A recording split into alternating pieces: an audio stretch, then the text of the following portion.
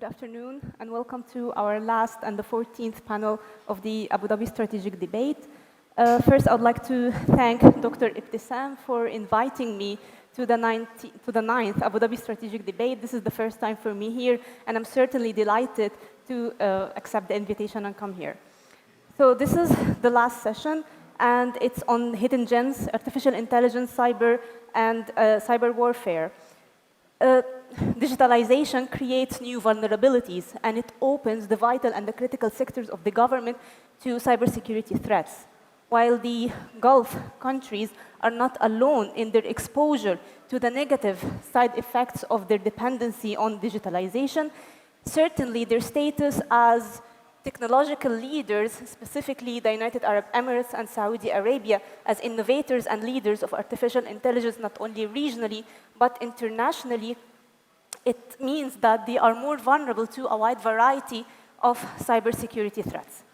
A major target in the Gulf area is the energy sector, with 50% of the attempted intrusions in the Middle East targeting the gas and the oil sectors. We can see the cybersecurity measures and mechanisms in the Middle East follows a clear trajectory. It begins with economic drivers for securing the digital economy, and then cybersecurity organizations and their policies became entangled with geopolitical controversies, with the sale of surveillance softwares to the superpower rivalry over artificial intelligence and 5G communication. Certainly, we see in the past decade that in the Middle East there is a change in the nature of arms race that's happening, with implications in terms of challenges as well as opportunities for Middle Eastern states. The utilization of the autonomous weapon system by violent non-state actors like the Iran-backed Houthis in Yemen, Hezbollah in Lebanon, and also by state actors like Turkey in Syria and Libya certainly pose another level of unconventional threats to the states in the Middle East. In response, the states in the Middle East are actually investing in enhancing their cyber and artificial intelligence capabilities to meet such threats. This is done by importing the technology from foreign actors, or they started to actually create their own technology and produce it, like producing drones recently. This military technology race certainly had its own geopolitical implications as well as ethical risks and cybersecurity challenges. We are witnessing a development of new geopolitical cooperation and competition dynamics in the regions because of this race. For example, in the Sino-American rivalry, we see that now the Middle Eastern states are shifting towards the Chinese technology.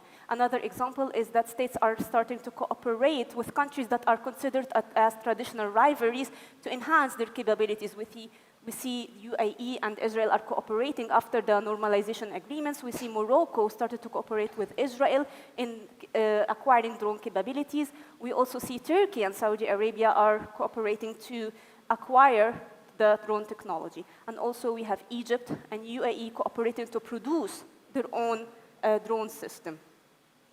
With the lack of internationally agreed regulations regarding the use of the autonomous weapon system and how states behave regarding the ICTs and cybersecurity, this is actually, and also the tendency to delegate decision-making to the machines, this is at the core root of the ethical risks of the artificial intelligence and technology, and dismissing civilian casualties as collateral damage. Additionally, the military applications of artificial intelligence poses another level of cybersecurity vulnerabilities when it comes to cybersecurity attacks for disruption of function or even espionage, given their dependency on foreign artificial intelligence expertise. So our session today will introduce the developments and actions of artificial intelligence and cybersecurity vulnerabilities that are associated with developing such technology. And for the discussion, we have two of the most esteemed experts on artificial intelligence and cybersecurity. We have Professor Tarek Saadawi, who is an expert in cybersecurity and network security. He is a co-founder and co-director of the City University of New York City College's Cybersecurity Master's Program, and also directs the City College Center for Information Networking and Telecommunications. Dr. Saadawi has been invited and joined the US Department of Commerce delegation to the government of Algeria to address rural communications. He also led a group of US experts to provide a telecommunication master plan for the government of Egypt under US aid funding. We are also pleased to have Dr. Najwa Aaraj, who is a chief researcher at the Cryptography Research Center and Autonomous Robotics Center at Technology Innovation Institute, United Arab Emirates. Dr. Aaraj earned a PhD with the highest distinction from Princeton University. Her expertise is in applied cryptography, trusted platforms, security architecture for embedded systems, software exploit detection and prevention systems, and biometrics. Previously, she was senior vice president at Dark Matter, a cybersecurity leader based in the UAE. I would like to start with a question to you, Professor Tarek.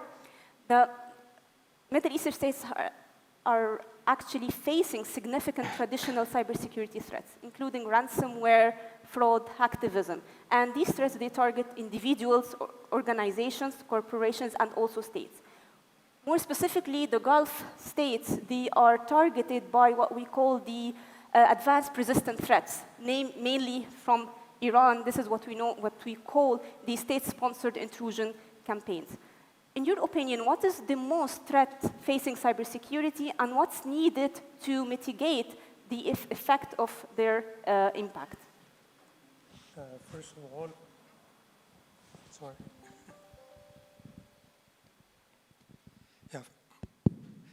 First of all, I would like to thank Dr. Ibtisam for inviting us and the organizing of this really very good conference covering different aspects. Definitely, cybersecurity is a major issue now. It addresses different aspects in terms of your national security, that's number one, but it affects us everywhere. So individuals as user of the internet and digital technology and all that, we get infected. And as a result, we get attacked by viruses, and viruses could have different kind. I mean, could be worms, it could be virus, it could be Trojan horse, it could be ransomware. So there are different types of attacks, and definitely they represent like a big hurdle to us. So that's from us as individual. But as corporation, as government, we suffer obviously from attacks either for cyber criminal or state actors. So that means one country against another country. Well, the country doesn't do the bad job. She gets a third party, state actor, to do the job for itself. And that's happened between all the major countries. This is very common between them. US does it, China, Russia, South Korea, North Korea, and you name it. So then, for example, I mean, one famous story is Stuxnet. Stuxnet happened in 2009. And in that, obviously, the attack, George Bush gave the go-ahead for the plan with the Israelis, and Obama signed for it, and they decided to go and do the attack. It was done well from the technical point of view, but they forgot one thing, or one thing was not added, which is the suicide software module. So it allowed to erase the whole attack once they execute the job. So as a result, the Iranian, 2 years later, counterattack financial banks, and this been going back and forth between the two. So clearly, cybersecurity is a major issue now, and we see another effect for it between Russia and Ukraine that has been happening very much.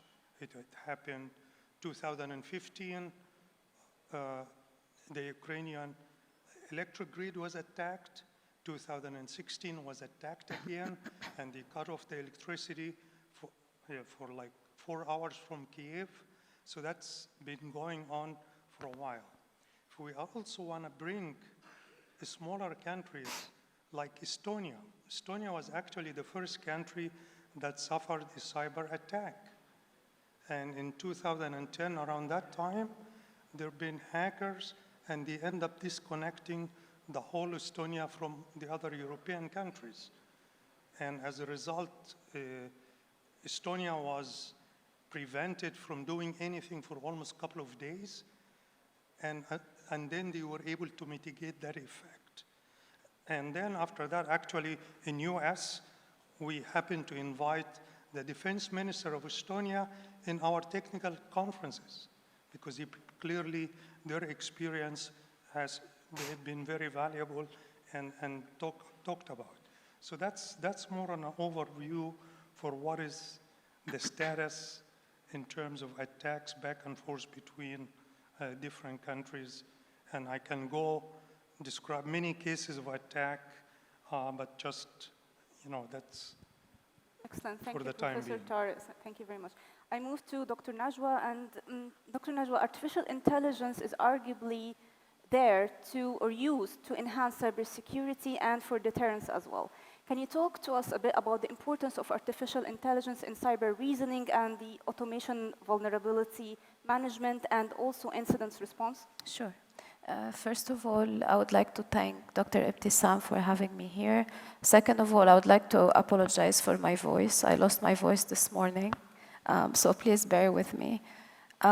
So you mentioned, Bassant, the concept of cyber reasoning and automation of vulnerability management and incident response. Cyber reasoning basically is a way to automate defense and prevention against cyber attacks. The term came into bear in 2016 when DARPA launched the Grand Challenge, where they tried to basically do automation at machine speed of a detection of a vulnerability, and at the same time to come up with the measure in order to patch a vulnerability and then eventually to do prevention and automate the incident response there. So when we talk about automation, a direct implication is artificial intelligence and machine learning. I'll take a pause and to take a step back. Today, you see attacks that have been repeating themselves over and over again, and this is because the approach to cybersecurity, the approach to detection of viruses or to exploits of vulnerabilities has been static. So you've seen approaches that are either based on signatures, signature matching, and we know that by just having like a small modification in a binary on a code, the signatures will not match anymore, even though you have the same behavior, or they have been policy-based, or they have been heuristic-based, and this is not sufficient. And this is where we start introducing artificial intelligence and machine learning in the concept of vulnerability management and incident response. Now, AI and ML could come either in the form of supervised learning, and this has proven to be effective both in offline training of the machine to develop or to generate a model that captures the behavior of a specific program. And this is typically done offline, and then specific expression that is learned by the machine can be deployed at runtime, so that when you have either a program that is being exploited or a virus running at real time, you extract the behavior. The behavior is taken as an input in the machine, and the output can tell you either whether there is a vulnerability or not. Or you can even go to the extent of trying to use NLPs or transformers in this domain. Today, there are plenty of vulnerability databases like CVEs, OWASP, the MITRE databases, where if we think about them in a way where we try to mimic a human mind in understanding what a CVE implies, we have this NLP and transformers that try to abstract this vulnerability at a more upper level. I can match it to a new vulnerabilities. And this is where 0 days also can become tackleable in a specific way. Okay, a follow-up on that.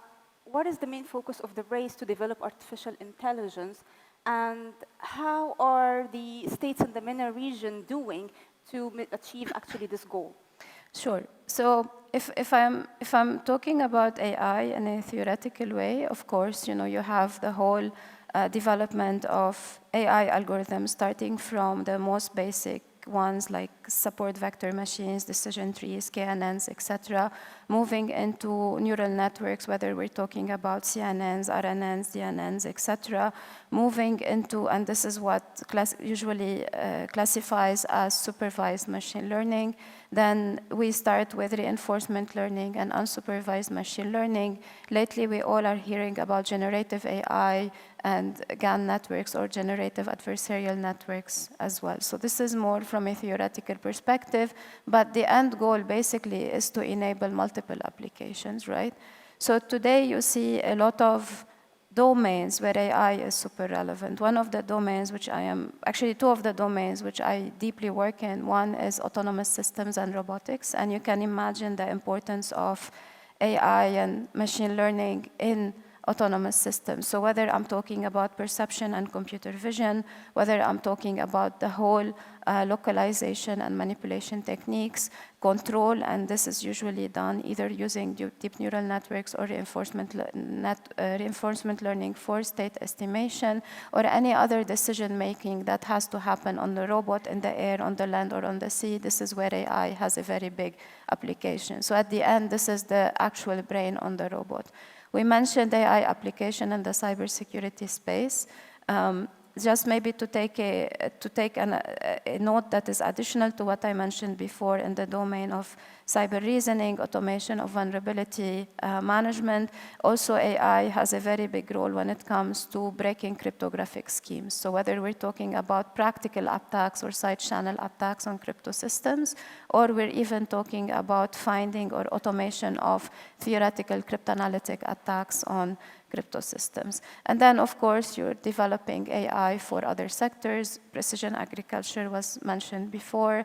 In the biotech domain, AI is becoming very important. Basically, anywhere where you have data processing and then learning from data processing, federating network, healthcare, etc., this is becoming very important. Professor Tarek, with the increase cyber threats that are increasing exponentially, states in the Middle East are developing their cybersecurity capabilities, and they started to issue or develop their own national legislation, strategies, engage or cooperate with other countries in cybersecurity regionally and internationally, and so on. What actions should be taken domestically? And would you say that the existing cybersecurity framework on the national level is adequate actually to counter such threats and ensure data protection, combat cyber crimes, and actually secure transactions? Actually, probably what I will say on cybersecurity will fit also within AI, but basically two main things. Number one, we depend on intellectual people in human capital. That's number one issue in these type of things.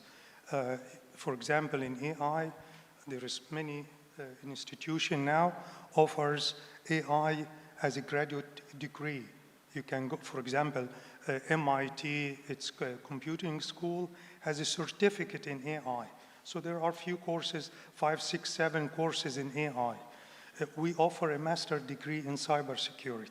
So definitely there is a trend in education to catch up on those ideas. So that's number one.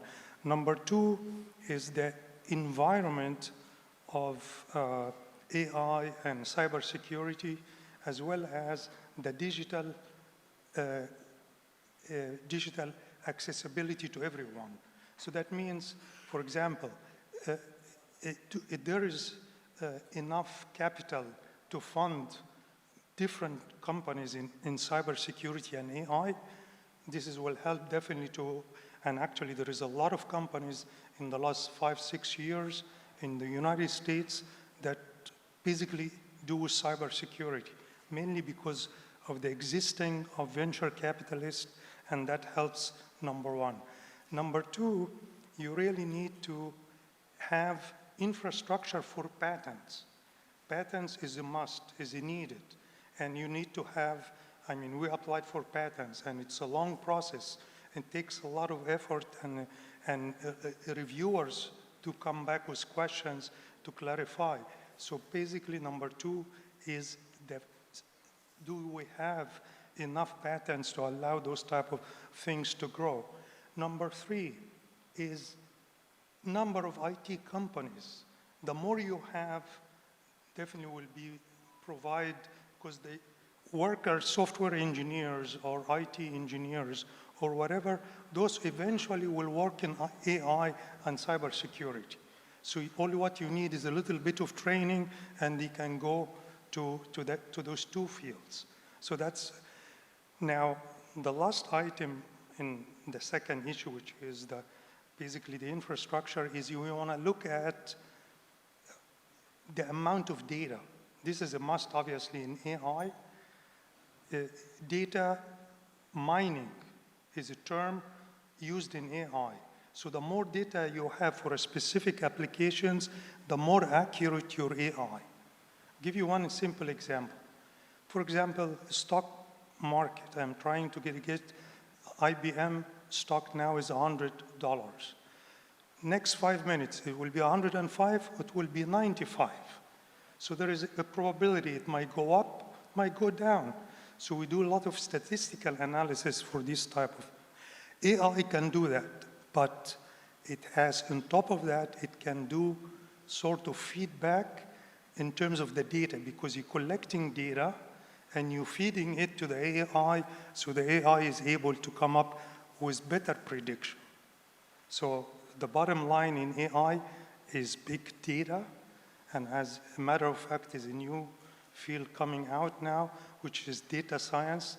We have a master in data science. Most of the universities does have that now, because that's needed in AI. All right? So give you one example. Tesla, #1 company started in electric cars. That's one advantage. But actually Tesla, the main advantage is a lot of information, a lot of data. It gets continuously, so now it has massive data that will help us to develop more AI in their cars in the future. Another example, there was a drug company that issued a drug based on AI. And they had for that, I think they had like close to 50 million data points. They're feeding it to AI, and it's able to come back with whatever is needed. So the bottom line, yes, AI and cybersecurity is on new fields, and we have to move quickly in these aspects. Thank you very much. And now let's move to the international level. And Dr. Najwa, what are the countries in the international community doing in order to enhance their security against the risks of artificial intelligence and cyber warfare, while at the same time pushing to lead the technological race? Yeah, I'd like to think about it as, the triangle of processes, policies, people, and technology. So let me maybe start with the policies and processes perspective. So today you see more and more investment that is coming from the governments themselves into the concepts of zero trust, into the concepts of securing all the IoT networks, cyber physical systems. You see more and more talks about the quantum network, about post-quantum cryptography to thwart the threat of quantum computers that are expected, even though they are expected, let's say, in 20 or 30 years. But because of the criticality of the data, when we talk about government-level cybersecurity, you see lots of memorandums in various countries that are coming up. Of course, a lot of countries, including the UAE, have put together their national cyber assurance and cybersecurity frameworks, and you see more and more laws that are coming up in relation to cybersecurity, cryptography, blockchain, cloud computing and cloud security in general, and federated learning. So this is more from a policy and processes perspective. Now, on the people level, Professor Tarek mentioned about all of the, let's say, the academic degrees that are happening in various universities in the US.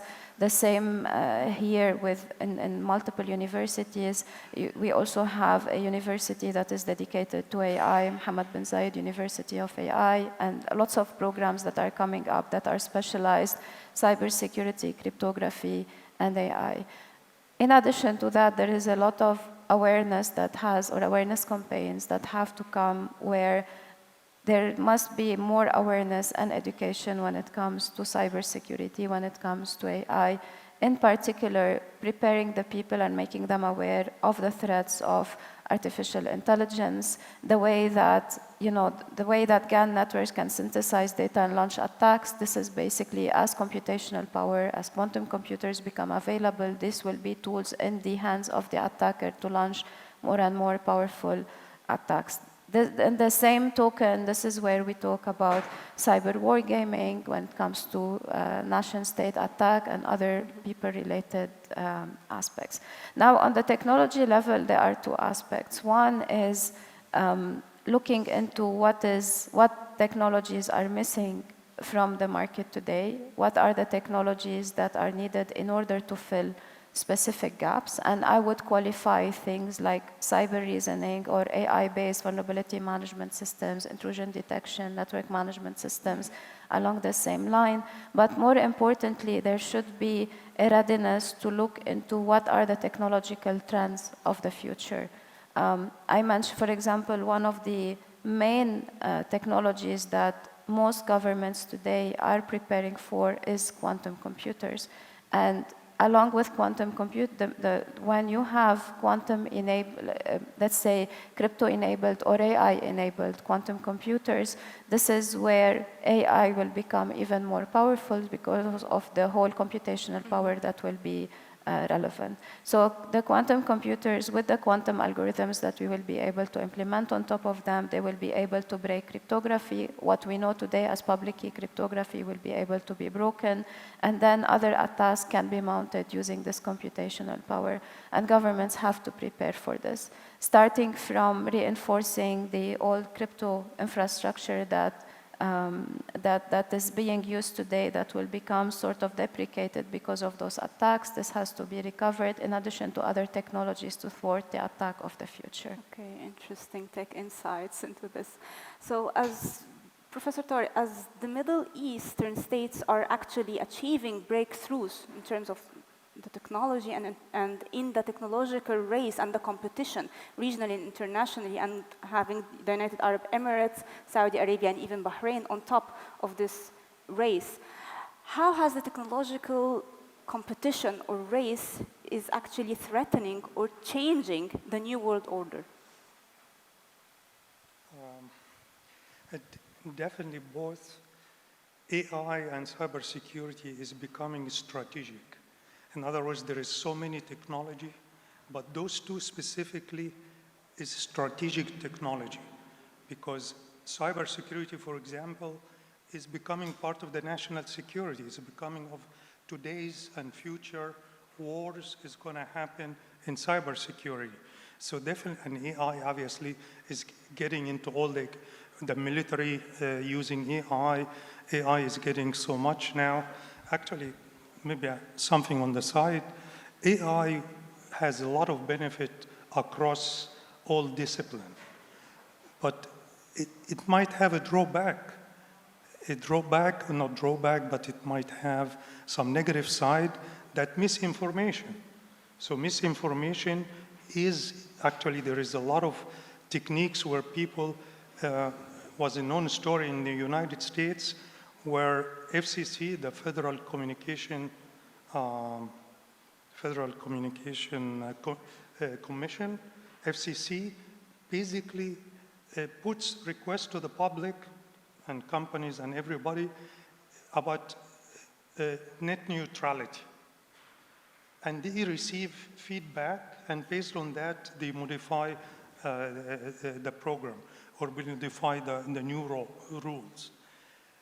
Well, what happened is somebody used AI to produce 20,000, 30,000 responses automated. So that's misinformation. How we can prevent that? That's very bad. In California, there is a leading company, not startup company, called, I think, Stability AI. This company made AI open source and no restriction. So as a result, you can provide it words and they produce images to you. So that can be used and misused actually in terms of racist images and all that, and actually there is a case about that. So what I'm trying to say is, yes, AI is great, but then we must have regulations. Regulation is a must.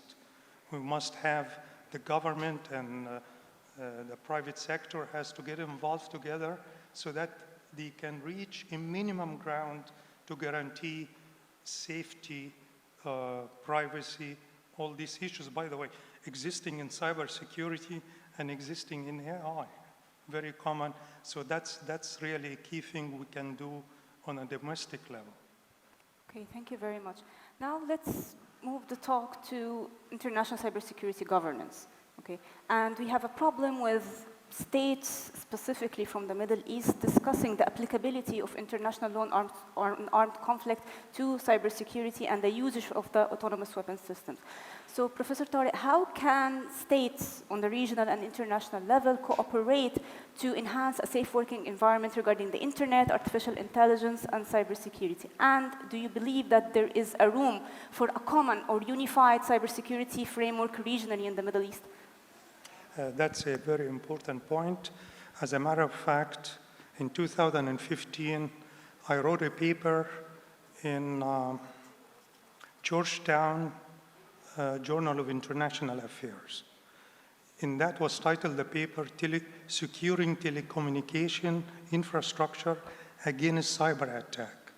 I concluded, but definitely there is a lot of other similar talks been thrown out, but basically we must reach a minimum agreement between the countries how to deal with cybersecurity. That's a basic requirement. That I make an analogy with the Nuclear Disarmament Act. Yes, this is a different, but it can damage our infrastructure, every country infrastructure, financial institution, telecom, any sector. As a matter of fact, Department of Homeland Security in the United States defined what are the critical infrastructure, critical cyber infrastructure. And they defined 29 critical cyber infrastructure in the United States. Telecom, financial, movie industry, you name it. So literally across the board. So definitely we have to start looking at international cooperation because one person or a group of persons in one country can attack another country. So how you gonna work that out? The US has an agreement between country to country. There is what is called CERT, which is Computer Emergency and Response Team, CERT. That's a major organization in the United States, but it made with different countries similar CERT. So now this country one-to-one, and there is a lot of cooperation going on. I visited one of them in the Middle East. So clearly, how we can reach between the countries, that's clearly is a big issue. Yeah, it's certainly important to see more engagement from the countries in the Middle East in the international cybersecurity governments, engaging in talks about the applicability of international law to cybersecurity, and by, for example, engaging more in the discussions of the United Nations Group of Government Experts and the open-ended working group on cybersecurity. I would like to have your final thoughts on what do you predict is the course of action to be moving forward regarding the cybersecurity actions in the Middle East, from both of you. Sure, maybe just one point also to what Professor Tarek was saying. I think it's very important for whether we're talking about governments in the Middle East or international communities, I think one thing we didn't mention is information sharing. We implied it a lot, but information sharing enabled by privacy protocols and federated learning is very important when it comes to cybersecurity. Threat feeds, I mean, at the end, all of these threats are not they have a local flavor, but they're not localized. So it is very important to have an information governance framework and setup where information sharing between government, between organizations, and then threat feeds, they circulate and they flow easily between governments, very important. Also, open standards and the participation of local governments in setting up the standards, whether we're talking about the technical standards when it comes to cybersecurity, especially now you have various routes when it comes to that. You have network security, you have cloud security that needs to have its own security considerations, IoT systems, and anything that classifies under the energy constrained devices also is very important to have standards for those. Standards when it comes to cryptography. Cryptography in the threat of new technologies such as quantum is very important. So our participation and our contribution to that becomes very important. We addressed the policy and the laws aspect before, and then the cybersecurity framework also is something very important to have. And what is also important to have is to have compliance mechanisms that are imposed in order to make sure that these policies, frameworks, and laws come into effect is very important. Thank you. Professor Tarek. Probably I will add to what Dr. Najwa has just highlighted. Information sharing, that's the key word in cybersecurity nowadays, information sharing. Maybe 10 years ago, company used to be hacked, the company used to keep it quiet for itself. That's not true anymore. No one you can do with this. So a key thing, you have to share information, and actually in New York City, for example, they made a task force, university, I'm represented in it, maybe all the major financial institution and the city government. So this is the task force, they made it, we meet every 3 months to do information sharing. We have actually site developed by Verizon site, that any new attack, they put the characteristic on that site. So by this way, immediately you can allow to share that information. So the key point to emphasize here is information sharing. One thing I mentioned is maybe ransomware, which again, ransomware is a major thing actually the law enforcement keep emphasizing. It is probably #1 threat, at least for the commercial world. And this has happened to cities in the United States. They have their own offices. Small city doesn't have full cybersecurity staff. So they were hacked and they were ransomed. Ransom basically frees their server and asks them to pay. And one city government paid $500,000. So definitely ransomware is growing. And also the other case of Colonial Pipeline. This is a major supplier, oil supplier in Texas. The whole East Coast, the ransomware, their servers, they stopped their operation, and that caused literally southeast of the United States, all of it was paralyzed for a few days. So that tells you it is becoming so common now, and the key thing is information sharing. Thank you very much for your insights and valuable comments on the status of cybersecurity in the Middle East and the level we reach in terms of the technological development and where we are regarding the race in the region and also internationally. I Dr. believe there is one question from Dr. Hani Fanda. Yeah. Hello. Dr. Haig. Thank you very much for this very good discussion. And my question really is addressed to both Dr. Tarek and Dr. Najwa. In my early years, younger years, I studied artificial intelligence when it was at its infancy with people like John McCarthy and Marvin Minsky. And our idea at the time was to create, to try to replicate human brain function in an artificial way in a computer.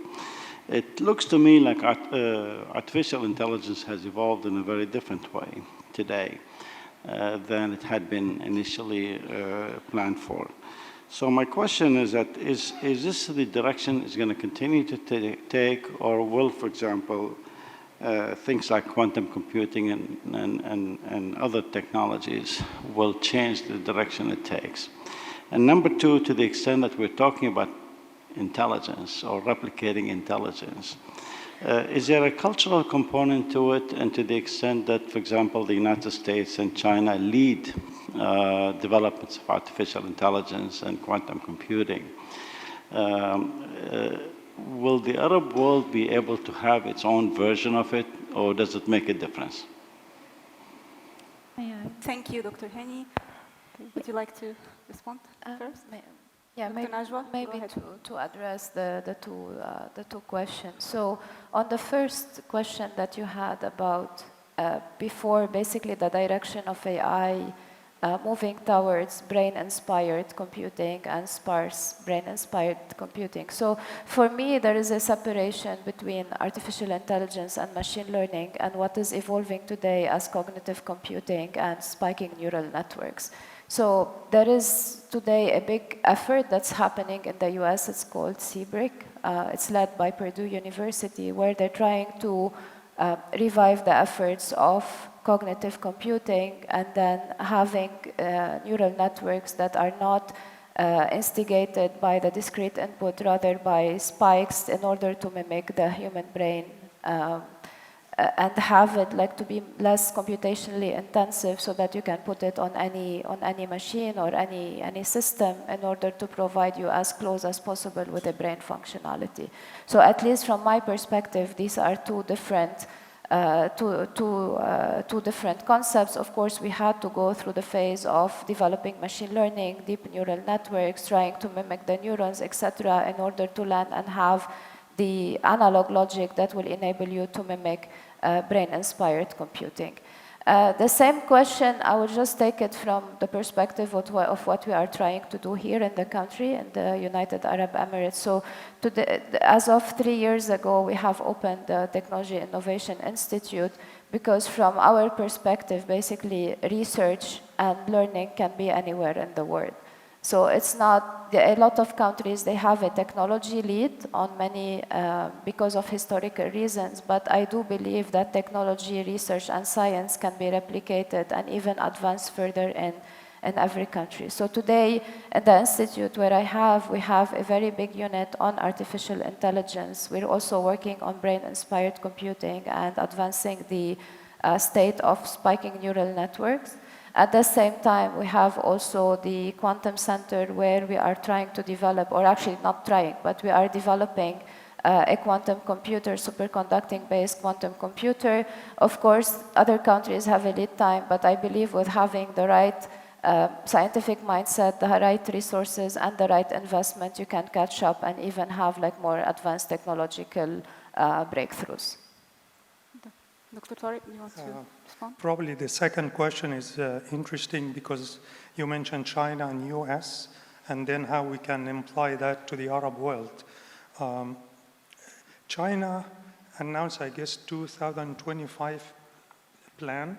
They have defined exactly what they expect from the technology, but also in US, I guess the White House issued what are the major thrust of technology in the coming, 5 years or whatever, and they defined 5 technology, or 6 maybe.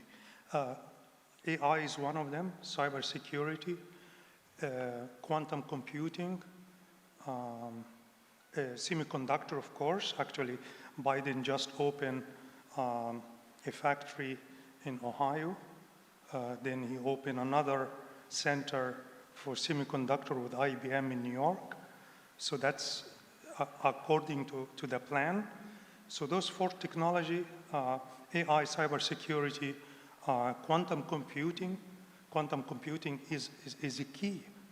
And not only in terms of cybersecurity, because the encryption algorithm today are the sophisticated encryption algorithm cannot be broken. It takes maybe from a supercomputer, let's say, a year to break it. So that's impossible nowadays. However, with supercomputing, you can do that almost 1,000 faster. So that means this is the next level of competition between the 2 nations. These are key to this aspect. Now, to transfer to the Arab world, clearly, at least in Dubai, I have my daughter working in Dubai, and I visit her every year, and I know her friends. All the young generations are entrepreneurs. I tell you that. This is very clear. And the environment here helps them to grow. There is no question about that. But in terms I mentioned at the beginning of the talk, you need capital. And obviously, Emirates is putting, the investment authority is putting like $100 million or something like that, a huge number to allow to help those companies get off the ground. Saudi Arabia is doing similar things. So yes, there are activities, very good activities. In terms of cybersecurity, the program I mentioned about CERT, they do have equivalent in every country here, and they will meet regularly. I know that. They meet with each other. They have, I guess, a council of, I don't know what is it called exactly, but they do. So there is actually very good activity going in the Middle East and the Gulf states. Thank you. I think we have a question from Patrick Bell. Yes, thank you for the interesting presentation. I guess I have a question for both panelists. It regards, I guess what Dr. Nawaz talked about, that you have technology, people, policies, and processes. I want to focus on the processes, in particular, the process of integration, and how you'll have integrating 2 emerging technologies, whether it's quantum and AI, and in particular, the synergistic effect. And the question I have for either of you is, from a policy standpoint, what do you think are the factors impacting the adoption of post-quantum cryptography in the UAE? And in particular, if you look at what the United States has done in July of this year, they just, NIST, the National Institute of Standard Technology, announced their first 4 candidates for post-quantum cryptography. So I'd ask you to comment on both of those issues, the factors, and also what are the processes that you think need to be improved that will allow the UAE to become a leader, as you said, in, shall we say, the post-quantum cryptographic world? Sure, Najwa, in 1 minute, because we are approaching the end of the session. So yes, sure. I'll make it very quick. So let me take the second part of your question, because this is what I do on my daily basis, actually. So yeah, as you mentioned, this that standardize Kyber for encryption and then 3-digital signature algorithms, and now they opened also another call for digital signatures and post-quantum. There was the memorandum that was issued by the White House. The same thing happened in Germany by the BSI, in France by INRIA, etc. In fact, here in the UAE, because we have been one of the main entities that has been working on cryptography in the country, both on the sovereign crypto library and the post-quantum crypto library, we have started our post-quantum efforts since 2016. We have a developed software library in post-quantum that is developed in parallel with the NIST efforts. So we started almost when they were at round 1, round 2, and we followed the progress. And of course, as the finalists have been announced, we have refined what we have. We have also developed crypto accelerators for specific algorithms. Now, to me, when I'm asked, because I'm more on the applied crypto side, this is all great. I mean, this whole international effort, it has been under scrutiny from the best cryptographers of the world. The main issue to me is what you mentioned, is this migration, right? And if you know of the Mosca theorem, basically they ask you, why are you worrying about it? Because a crypto-enabled quantum computer where you need tens of thousands of logical qubits, which is millions of qubits, will not be able to run sure, right? So the fact is, we're talking about government information, and government information gets stored for 15 to 20 years. So here what I'm protecting against is this concept of store now, decrypt later, or harness now and decrypt later. So then if you think about it in those terms, migration has to start now. So this migration, or the crypto engineering aspect, is the main challenging thing, not only in the UAE, but globally. One thing we have developed at a global level is what we call the unified crypto framework, which is, one, you need to have an inventory of your crypto assets. Then crypto agility will be key. And then to start moving, taking into consideration interoperability in place, and also by prioritizing your crypto assets will be very important. So this is, I know I need to be brief, but this is all to say this is an effort that the country has been one of the leading entities when it comes, or leading countries when it comes to post-quantum cryptography, not only from the development perspective, but also from a migration perspective, and putting this crypto agility framework in place. Thank you so much. Unfortunately, we reached the end of the session. I would like to thank Professor Tarek Saadawi and Dr. Najwa Aaraj for their comments and expertise, sharing their expertise with us in this final session. Thank you very much. Thank you.